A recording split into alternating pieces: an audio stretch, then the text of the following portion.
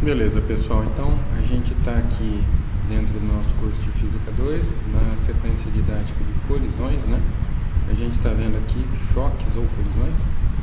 E, bom, aí a gente vai dar sequência na nossa aula. Então sejam bem-vindos todos a mais uma videoaula do nosso curso de Física 2. Nessa nós vamos investigar colisões. Esse é o meu plano. Com objetivos, eu espero que no final dessa aula você seja capaz de enunciar as características básicas de uma colisão, classificá-las de acordo com energia e direção e aplicar a conservação da quantidade de movimento e o coeficiente de distribuição para fazer algumas previsões. Então, como eu gosto de fazer nas minhas aulas, né, vamos dar uma olhada aí na introdução, algumas das aplicações do que a gente vai estudar. Então, colisões são uma ferramenta muito útil para a investigação de física de partículas. Estamos construindo ou já construímos aí diversos grandes aparatos experimentais para realizar colisões aí sob controle. Isso já produziu, também na engenharia de trânsito, né? Isso é importante para que se elaborem dispositivos de segurança cada vez mais eficientes. E, bom, também voltando ao tema ali de física de partículas, as colisões nos permitiram descobrir, por exemplo, o bóson de Higgs, né? Higgs, que tem aí extrema importância na física teórica e na nossa compreensão do mundo microscópico. Bom, então agora a gente vai dar sequência falando propriamente dito das colisões. Pessoal, então vamos ver aí algumas noções básicas a respeito de colisões. A gente vai considerar que numa colisão ou choque, as interações envolvidas são intensas em um intervalo de tempo muito pequeno. No mundo macroscópico, a gente pode ver então como resultado disso deformações elásticas e deformações permanentes ou deformações plásticas, né? As elásticas são aquelas que podem ser verificadas, por exemplo, com sistemas como uma mola, na qual o sistema é capaz de restaurar sua condição inicial após o evento, e as outras deformações são deformações que vão se tornar permanentes no sistema.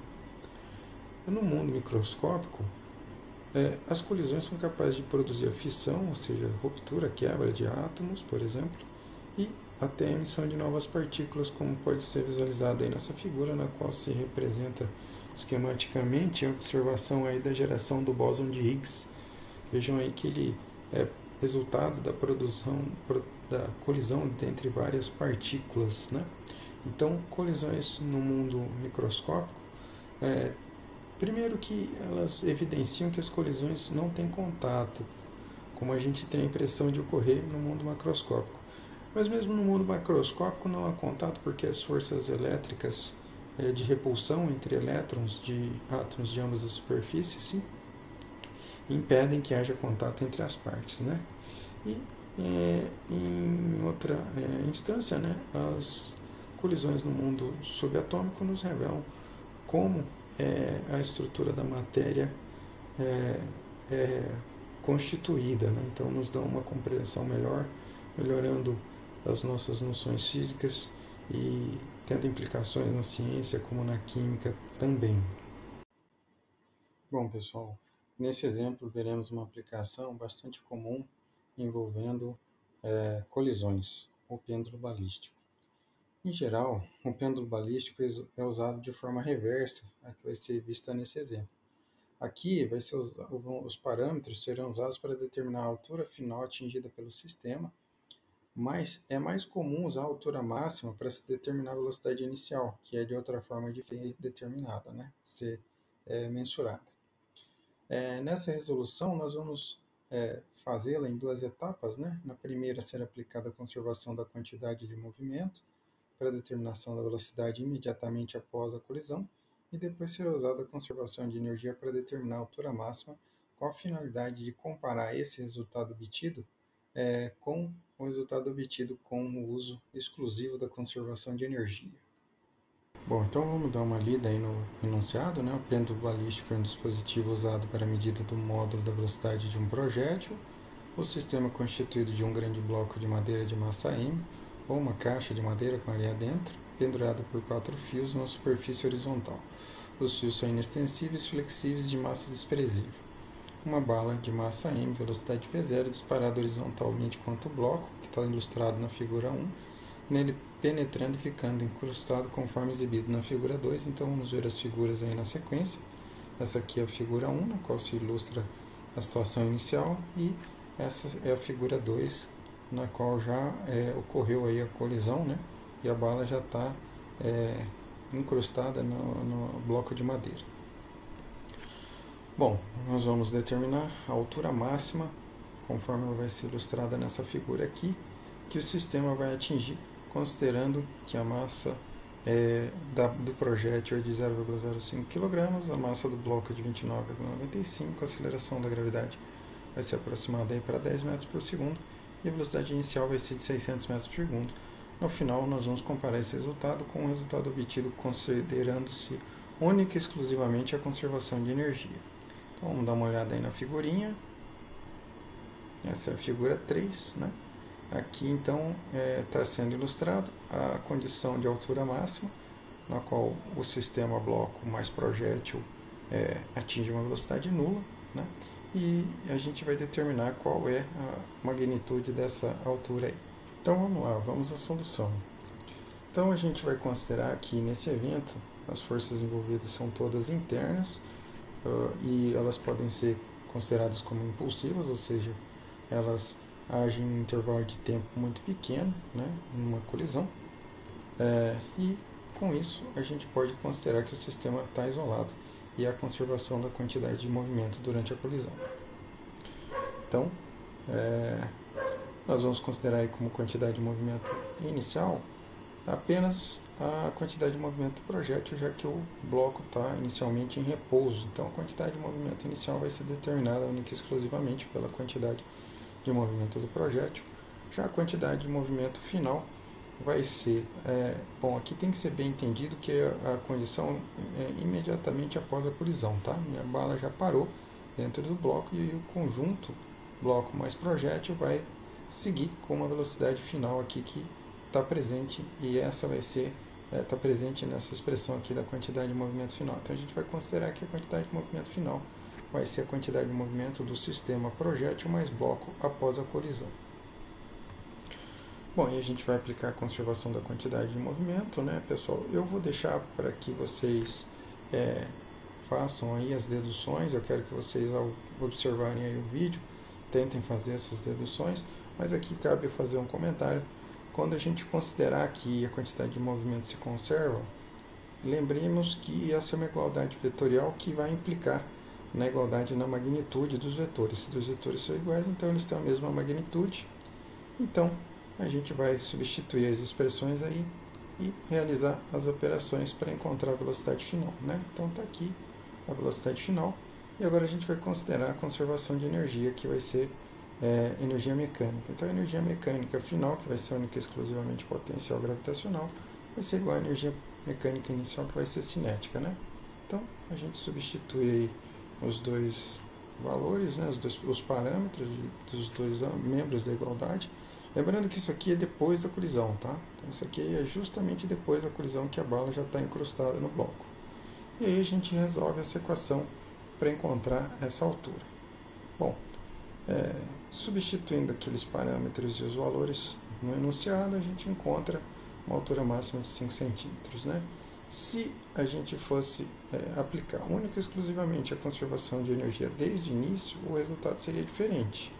Então, vamos usar aqui que a energia mecânica final, que é potencial gravitacional, seria igual à energia potencial, energia cinética inicial, que vai ser única e exclusivamente do projétil, por isso aqui está só a massa do projétil. E aí, se a gente resolvesse para a altura máxima e calculasse, o resultado seria bem maior, né? 30 metros. Por que está acontecendo essa diferença tão grande, né? Então, não há conservação de energia se a gente considerar o evento desde o início, antes da bala encrustar no bloco. A energia vai ser dissipada na deformação da bala e do bloco, na produção de energia, na transferência de energia sob a forma de calor, na forma de energia sonora, dentre outras. E por isso, a gente não pode aplicar conservação de energia para resolver esse problema. Mas, como sistema isolado, a gente pode aplicar a conservação da quantidade de movimento. Então, eu vou fazer uma breve conclusão aí para a gente prosseguir. Então, como conclusão, podemos verificar então que a conservação da quantidade de movimento pode ser aplicada a todo sistema isolado, mesmo em casos como esse nos quais a conservação de energia não se verifica. Beleza, gente, então agora a gente vai dar uma olhada na classificação das colisões com relação aí à direção. Então, uma colisão pode ser categorizada como unidimensional ou unidirecional, ou ainda pode ser chamada, que ainda são chamadas como colisão frontal ou colisão central direta. Então, o importante aí é considerar aqui nessas colisões as quantidades de movimento, né, e por conseguinte as velocidades estarão na mesma direção, né, estarão alinhadas na mesma direção. Já uma colisão oblíqua ocorre em direções paralelas ou diferentes, né? Vocês têm aí uma imagem de uma colisão oblíqua. A gente ainda pode classificar as colisões em relação à energia como elásticas, no qual a conservação de energia cinética, e inelástica, no caso em que a energia cinética diminui, colisão totalmente inelástica, na qual os corpos se unem após o choque, e ainda colisões superelásticas, nas quais a energia cinética aumenta em decorrência da liberação de alguma energia que estava enclausurada na forma de energia potencial, e que a colisão atuou como um gatilho, né, que disparou o mecanismo aí de liberação dessa energia. Então essa energia foi convertida de certa forma em energia cinética, produzindo um aumento na energia cinética do sistema, né? Para a gente ver aí alguma aplicação disso, né, a orientação das colisões é importante, por exemplo, na química, na qual há uma teoria das colisões que investiga, né, qual a relação entre o direcionamento das colisões e a efetivação das reações químicas. Então, isso é um conceito importante, por exemplo, para a determinação ou para a previsão, né, de reações, da efetividade de reações químicas na química. Pessoal, nós vamos ver agora alguns exemplos, né, de colisões unidimensionais, nas quais a gente vai determinar as velocidades finais de uma colisão. Então, eu estou ilustrando aí, exibindo aí um diagrama esquemático de uma colisão frontal, aqui a condição antes da colisão, aqui depois da colisão, né? Bom, a gente vai basicamente aplicar a conservação da quantidade de movimento, considerando que as forças externas aí serão desprezíveis frente às forças impulsivas, que são forças internas, né? Então haverá conservação da quantidade de movimento. E aí vai decorrer dessa igualdade vetorial a igualdade dos módulos dessas quantidades. Do jeito que a gente representou aqui, com todas as velocidades apontando para a direita, se a gente escolhe um sistema de referências que é orientado positivamente para a direita, vai resultar disso que todos os vetores serão, nesse caso, positivos, né? Então, aqui nessa equação da quantidade de movimento inicial e na quantidade de movimento final, vocês podem perceber que as velocidades estão todas aí positivas, né? Dessas incógnitas, esses parâmetros, são conhecidos as massas e as velocidades iniciais. Então, a gente não consegue somente com essa equação determinar as velocidades finais, porque são duas incógnitas de uma única equação. Então, a gente vai precisar de uma equação adicional para conseguir resolver esse problema, o que foi encontrado pelo Newton, o chamado coeficiente de restituição. Hoje a expressão está aí na tela, não se preocupem com a dedução dela, se vocês quiserem, basta procurar aí pela rede que vocês vão encontrar, né? Nós vamos apenas aplicar, né? Esse é um coeficiente que foi descoberto por Newton e que relaciona as velocidades inicial e final de diversos materiais, como vocês podem ver aí nessa tabela, né? Então aqui tem o coeficiente de restituição de diversos tipos de materiais que foram colididos aí. Bom, vamos ver aí como é que ficam esses coeficientes em alguns tipos de choque. Num choque perfeitamente inelástico, como as duas partes do sistema vão sair da colisão unidas, né? Então elas vão sair com a mesma velocidade. Então a diferença de velocidades que aparece na expressão é nula, né? No numerador da expressão é nula. O resultado disso é que o coeficiente é nulo para esses casos. Se o choque é inelástico, o coeficiente fica entre 0 e 1. Tá? Nesses casos, né? A energia cinética final resulta menor que a energia cinética inicial, então o coeficiente inelástico acaba resultando, por esse motivo, menor que 1. No choque elástico, o coeficiente é 1. E há um choque especial chamado de superelástico, no qual há alguma energia potencial dentro dos partes aí do sistema que é liberada por algum gatilho durante a colisão. Então, nesses casos, o coeficiente é maior que 1. Vamos fazer então um exemplo para aplicar isso aí. Bom, então a gente vai determinar o coeficiente de restituição das colisões ilustradas nas figuras 14 e 15. A 14 está exibida aí na tela. São conhecidas então as velocidades. E 15, essa daqui também são conhecidas as velocidades, que é o que a gente precisa para o cálculo do coeficiente de restituição, né? Então, substituindo-se os parâmetros, a gente encontra para o coeficiente da imagem 1, né, da 14, aliás 15, né, 0,8 e para 16, 0,75, né? Vamos ver um outro exemplo aqui no qual a gente vai aplicar o coeficiente de restituição. Então a gente vai ter aqui nesse diagrama esquemático duas bolinhas que vão se mover sobre a mesma reta, então uma colisão unidimensional. A gente vai supor uma colisão frontal elástica, então a conservação de energia, o coeficiente de restituição é 1, e a gente vai calcular as velocidades logo após a colisão para ver uma aplicação aí do coeficiente de restituição. Então a gente vai fazer um diagrama aí das condições, situações, né, dos instantes inicial e final da colisão. Está aqui o inicial, está aqui o final, e a gente vai considerar que, como sistema isolado, a conservação da quantidade de movimento. Então, deve haver então uma igualdade entre os vetores, quantidade de movimento inicial e quantidade de movimento final, né? A gente vai escolher aqui um sistema coordenado que vai ser orientado positivamente para a direita. Isso implica que todos os vetores que apontarem com ele vão ser positivos, uma equação algébrica, né? E todos os que apontarem contra ele serão negativos. Então vamos lá. A gente vai usar então esse sistema de referências. Então com isso a velocidade inicial de B, né, é negativa e as demais são positivas, como vocês podem ver. Substituindo-se os parâmetros e fazendo os cancelamentos necessários, a gente encontra essa equação aí. Vejam que, como havíamos comentado, somente com a conservação de quantidade de movimento não dá para resolver o problema, porque temos duas incógnitas nessa equação. Então a gente vai precisar de mais uma equação, né? Então a gente vai usar o coeficiente de restituição aqui para montar uma outra equação. Então eu vou substituir os parâmetros para gerar essa outra equação, e aí a gente tem esse sisteminha, né? Agora eu vou pedir para vocês olharem com mais cuidado. Eu vou só apresentar aí as telas, não vou narrá-las, né? Mas eu vou resolver o sistema aí para vocês verem.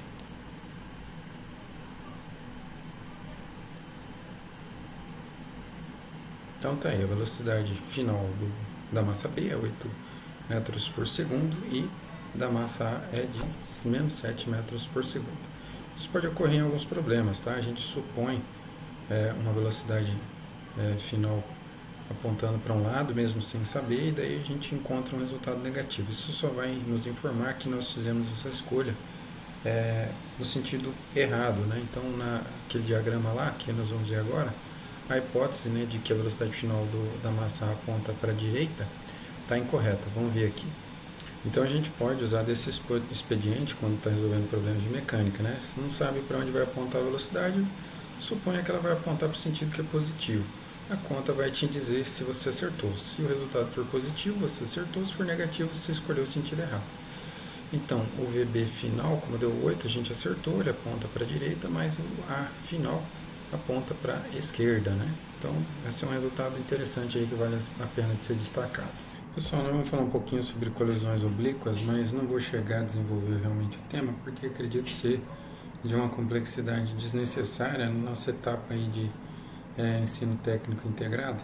Mas eu queria que vocês apenas conhecessem um método para que, de repente, se porventura vocês viessem a precisar dele, né, aplicar ele aí no seu exercício profissional, de repente vocês conhecessem. Então, a gente está vendo aí na tela um diagrama esquemático de uma colisão oblíqua. Vejam que as duas massas estão em direções paralelas, porém diferentes, né? Então, a colisão já é oblíqua por esse motivo. E aí, a gente pode, de novo, se isso for uma colisão de um sistema isolado, né? Se as forças externas não estiverem agindo, aí não estiverem influenciando o evento, então a gente pode usar da conservação da quantidade de movimento. Mas dessa vez teríamos que tomar um cuidado de fazer a decomposição da igualdade vetorial nas direções vertical e horizontal. Então a gente escolhe um sistema de referência XY que vai nos indicar quais serão as direções positivas, né, para os vetores, E dessa vez tem que ser conhecidas as inclinações do vetor final, dos vetores finais em relação à horizontal ou à vertical, vice-versa, por exemplo. Com isso, dá para resolver, né? Pelo menos montar uma equação e aí com o coeficiente de restituição tentar encontrar a solução. Mas a gente vai usar aqui essa igualdade vetorial da conservação da quantidade de movimento, vai produzir duas igualdades algébricas, uma das componentes horizontais ou x de cada um dos vetores e uma das componentes y ou verticais de cada um dos vetores. E aí a gente tem que considerar a decomposição dos vetores em cada uma dessas direções. Eu fiz aqui só para ficar aí como um exemplo, como um guia, né, caso vocês venham a necessitar de aplicar isso algum dia, né? Bom, pessoal, a gente vai concluir falando um pouquinho sobre o laboratório de colisões, que são animações disponíveis nesse site que permite a gente interagir aí, controlar alguns parâmetros em colisões. Então vamos dar uma olhada nele aí. Então a gente vai dar uma olhada numa colisão aqui elástica, tá? A gente vai poder acompanhar, conforme aqui o sistema vai evoluindo, o movimento do centro de massa, os vetores velocidade, o módulo da velocidade, o módulo da quantidade de movimento, que aqui é representado pela letra P, e a energia cinética do sistema, tá?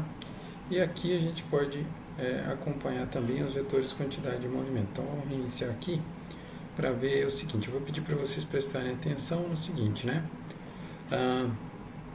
Assim, só para destacar, né, a velocidade está em verde e o momento está em azul.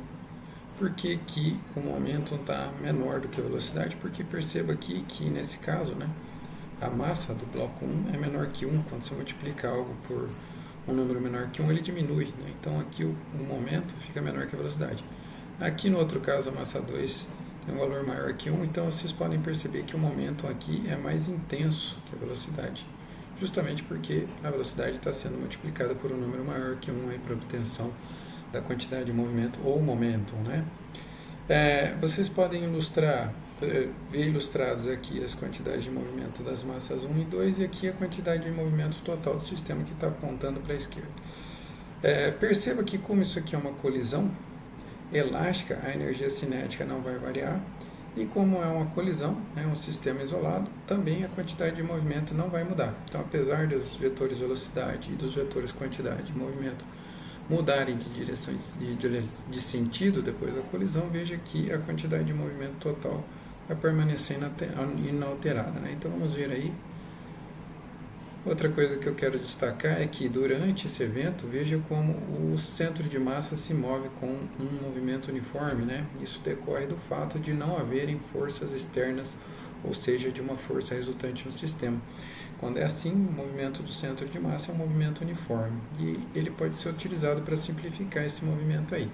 Enquanto ele se desloca no movimento uniforme, a gente pode utilizar essa posição para encontrar a posição das outras duas massas e assim descrever completamente a posição de cada parte do sistema enquanto ele vai evoluindo. Então, vamos dar uma olhada agora numa colisão parcialmente elástica. Agora o que vocês devem perceber é que a quantidade de movimento deve variar após a colisão, né? Então vamos ver aí. Olha lá. Então a quantidade a energia cinética diminuiu, né? Colisão inelástica, né? E agora a gente vai ver aí uma completamente inelástica. Vejam que os dois blocos, aliás, duas massas depois da colisão devem seguir juntas, né? Veja que não vai haver conservação da quantidade de movimento. Olha lá, as duas seguem juntas após a colisão. Isso caracteriza uma colisão 100% inelástica. Aqui nesse caso nós vamos ver colisões unidimensionais, considerando agora a ação, né, das paredes aí do sistema que enclausura essas duas bolas. Então agora forças externas vão atuar sobre o sistema, tá? Então vocês vão poder perceber que haverá uma mudança no movimento, né, do centro de massa, e quando um objeto colide com algo muito mais massivo do que ele, como por exemplo essas paredes aqui, o que vai acontecer é que vai haver uma inversão da velocidade e da quantidade de movimento após essas colisões. Então vamos ver aí isso acontecendo. Colisões elásticas, tá?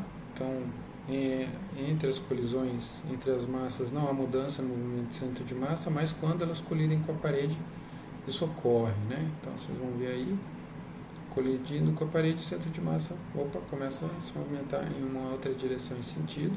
Mas veja que, sendo as colisões elásticas aqui, ó, a energia cinética do sistema vai se manter sempre a mesma, e a quantidade de movimento total também vai apontar, aliás, quando dessas colisões entre as massas, né, vai apontar sempre no mesmo sentido.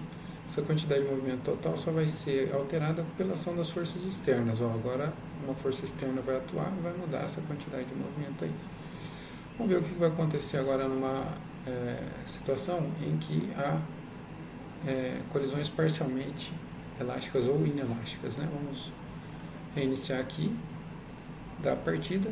O que vocês vão perceber é que a energia cinética vai diminuindo aí conforme as colisões forem ocorrendo, e isso também vai produzindo uma diminuição na quantidade de movimento, né?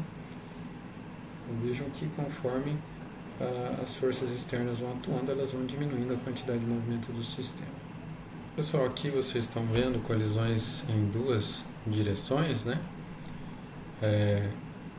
O que eu acho que seria legal de perceber é que, vamos ver aqui em um caso.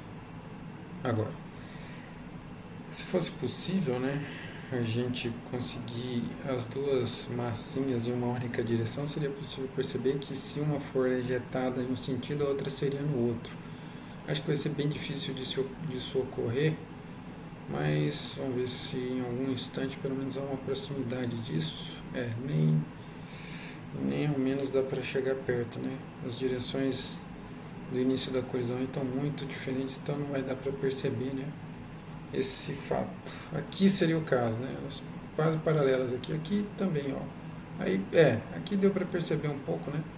Depois dessa colisão, se uma adquire uma quantidade de movimento para cima, a outra tem que adquirir uma quantidade de movimento para baixo, porque antes da colisão não havia quantidade de movimento nessa direção, digamos assim, né? Então, aí uma exploração das colisões 2D, e por fim a gente vai ver as colisões 2D mais inelástica. Então vocês vão ver que ao final a energia cinética vai mudar, e ao final as duas partículas vão se mover com a mesma velocidade. Tá aí, né? Se movem com a mesma velocidade depois das colisões.